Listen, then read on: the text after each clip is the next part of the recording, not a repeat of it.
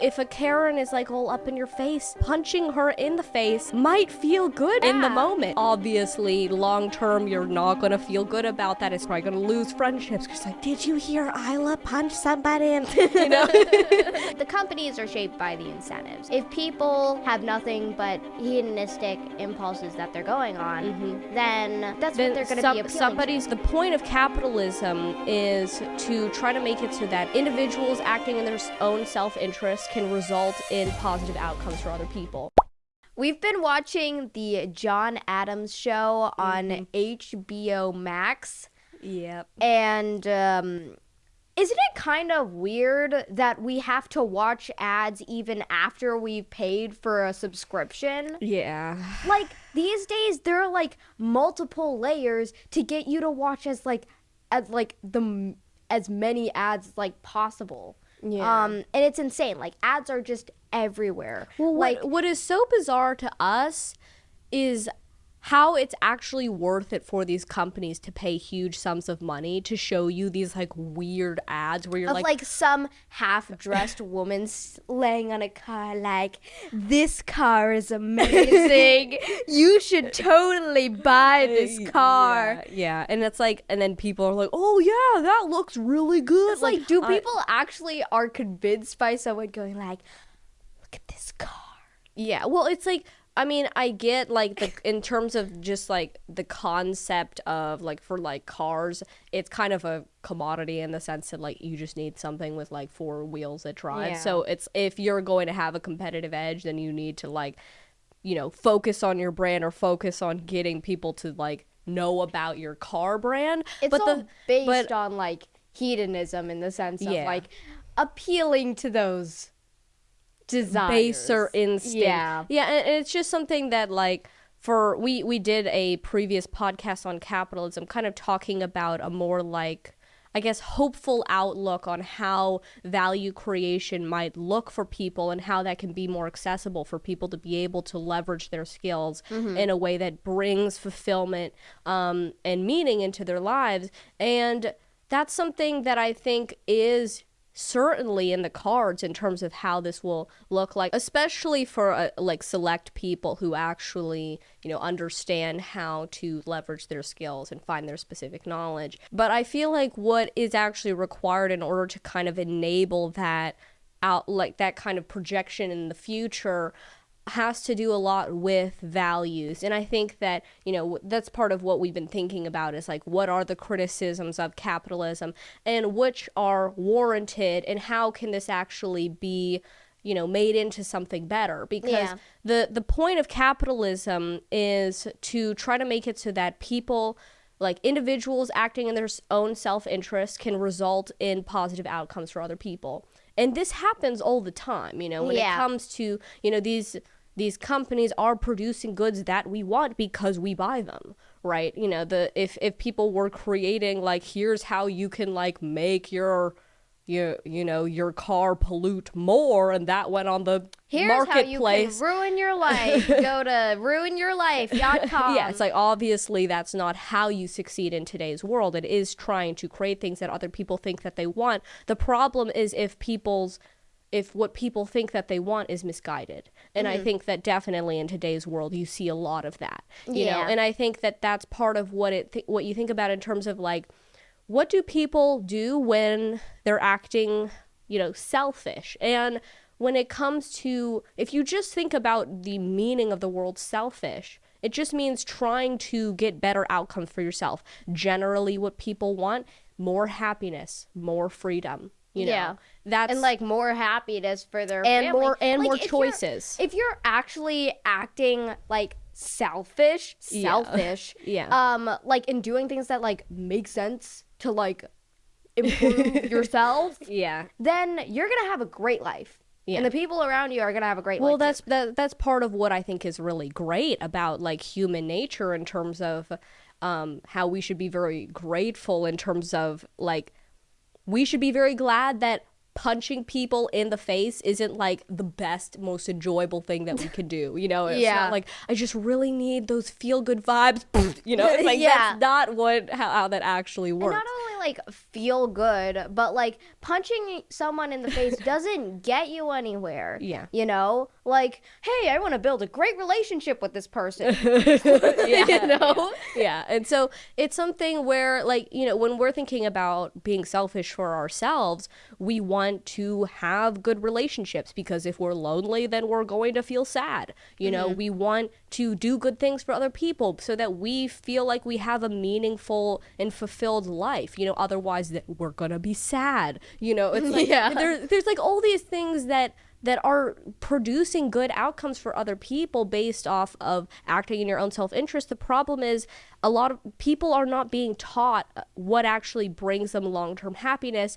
And because of that, because they aren't oriented towards these higher goals, all they're thinking about is short-term happiness, which is hedonism. Short-term happiness is in like short-term impulsive desires that are like animalistic. And if a Karen is like all up in your face, punching her in the face might feel good for you know, that in the moment, you know, but it's obviously long term you're not going to feel good about that. It's going to result in bad outcomes, and it's just, and then you know you're probably going to lose friendships because like, did you hear Isla punch somebody? And you know, you know, that's not going to lead to good outcomes. And I think that that's part of what we're thinking about is necessary in order for a capitalist society, aka free, you know, self-interest driven society, to function properly or ideally, is one in which people are educated about what is in their self-interest,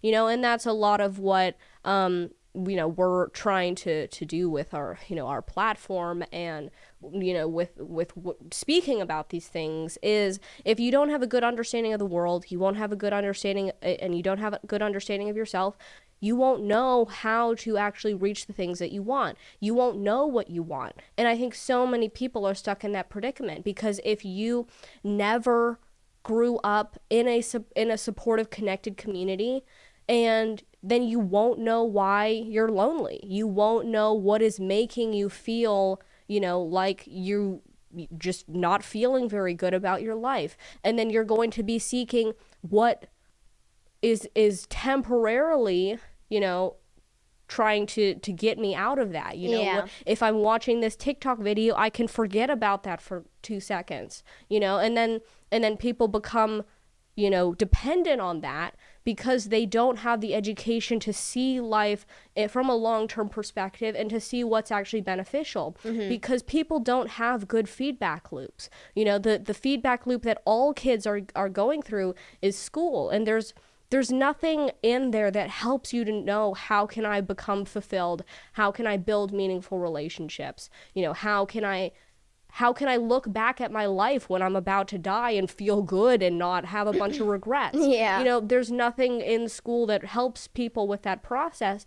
And then when you go out into the real world, because so many people are lacking that understanding, then you're just being driven by what other people are doing. It's like, oh, that guy looks happy with his fancy car, I should buy one. You know, it's like that's what you're seeing, and that's what's guiding you. And also, like, because of that, it's like sort of like a vicious cycle, because there's like so little education around these things, then like you're more driven by your hedonistic wants and desires, and then because of that, it just makes the companies want to lean towards that more, and so like party all night long, you know, and it's just like drugs and stuff, and that's just going to become more and more appealing. So that's what you've seen now. And because you're just isolated with your phone, and so if some ad is able to get your attention, then you know, that's just going to be what these companies lean on. And because we also don't have that community environment where everybody knows what everybody else is doing, like, then you're not going to also have that social pressure of, like, you know, what is actually good for me, or what is actually something in which, you know, if somebody who cares about you was seeing the kinds of things that you are being influenced by online, what would they say? But they're not there to say anything about it, and they're not there to kind of be able to keep each other accountable and to help each other in that environment, because it's also isolated. And it's something, it's not that like, oh, I'm a bad person because I'm reacting to these things. Like, no, these companies have learned to hijack your base instincts, you know, and that's something in which we need to be able to help each other to fight against that, because it's something that's going to be impactful to everybody. And that's going to come from community. That's going to come from things that are actually like people that you care about telling you about things that are going to help you. And it's going to come from meaningful goals, because if you don't have meaningful goals, then you're just going to be thinking short term. That the meaningful goals are the things that allows you to have a long-term sort of mindset. And people blame these companies, but it's like, these companies are trying to react to what people express that they want through their actions. It's like what we were saying in the other podcast, where it's like the companies are shaped by the incentives. Yeah. If people have nothing but hedonistic impulses that they're going on, then that's what they're going to be.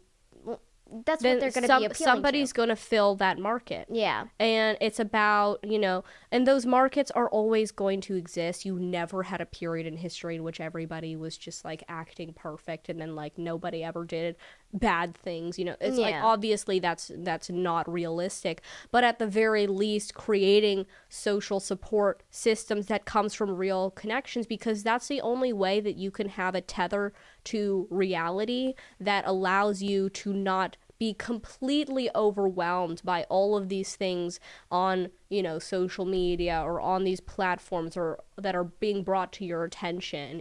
That's those only a connection with one other person, ideally a lot more than that, can kind of save you from becoming so detached that you don't realize that you can't perceive loneliness because you've been in it for so long. You can't perceive like this vicious cycle of, seeking that dopamine hit to cover up the actual problem because you've been in it for so long. And that's when it comes to like, what percent of the population is stuck in that because they're so isolated?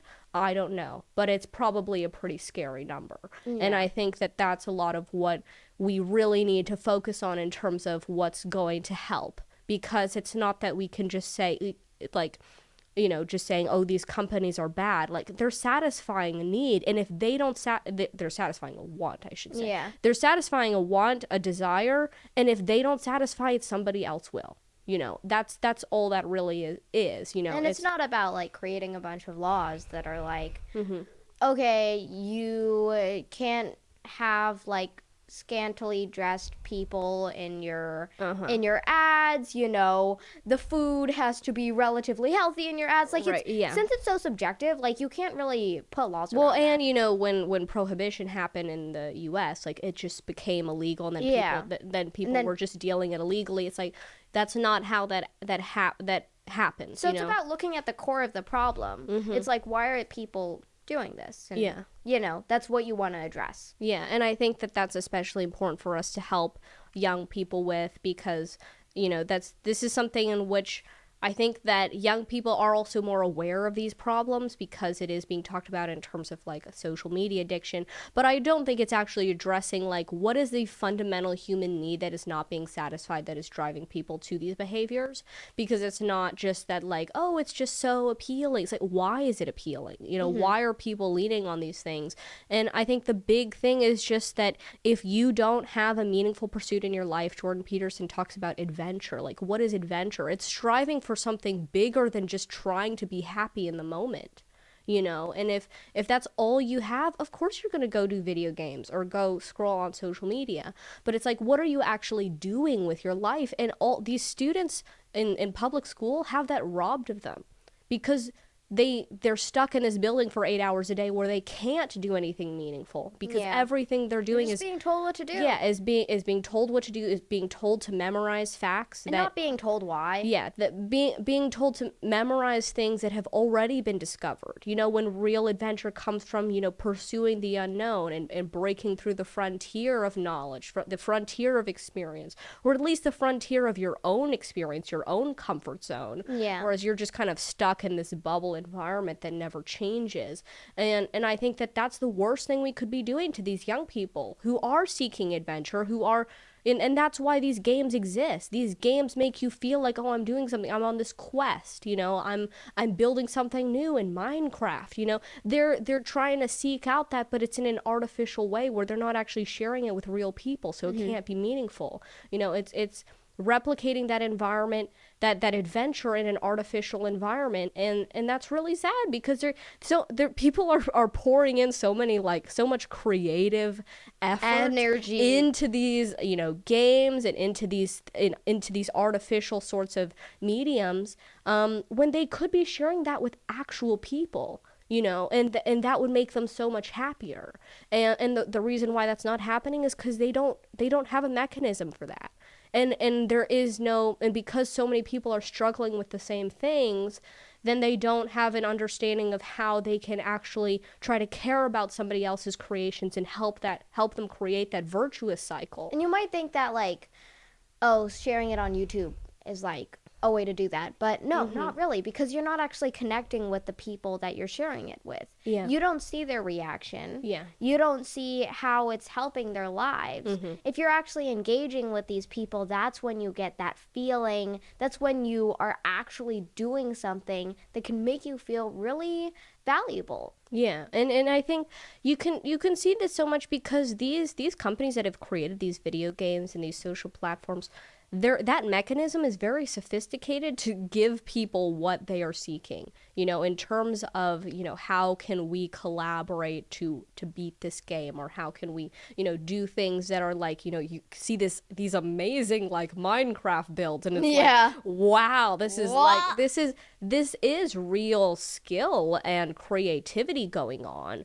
but it's to what purpose and what is it actually being driven by? Does this person doing this have a community that they're sharing it with? Does this person actually have a meaningful outlet and a meaningful pursuit that's driving them towards these things? And most often the answer is no. The answer is no. And that's something that I think can be solved because there's so many people who are doing these things and collaborating with each other, in a way that is very sophisticated. It just kind of has that missing piece of who are you sharing it with?